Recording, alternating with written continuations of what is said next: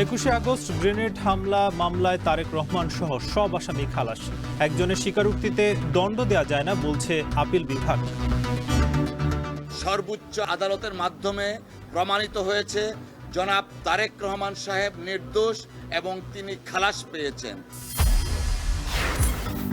নির্বাচন নিয়ে জামায়াতের ষড়যন্ত্রে জড়িত শেখ হাসিনা, অভিযোগ বিএনপি নেতাদের। জোটের রাজনীতিতে ইসলামপন্থীদের এক ব্যালট ভাবনা। গণমাধ্যম নীতিমালায় স্বাধীনতা বাধাগ্রস্ত হওয়ার শঙ্কা সাংবাদিক কর্মীদের। ইসির সঙ্গে মতবিনিময়, ভোটে এক আসনে 20টির বেশি বিলবোর্ড নয়, আচরণবিধিতে নতুন ধারা। হাসিনা জয়ের বিরুদ্ধে রেড অ্যালার্ট জারিতে পুলিশ সদর দপ্তরে দুদকের চিঠি। রাজি না থাকলেও দ্বিতীয়বার আইজিপি করা হয়, দাবি রাজসাক্ষী মামুনের। ডাকসুতে শেষ সময়ের প্রচারে ব্যস্ততা। ডাকসুতে ভোটার তালিকা নিয়ে প্রশ্ন।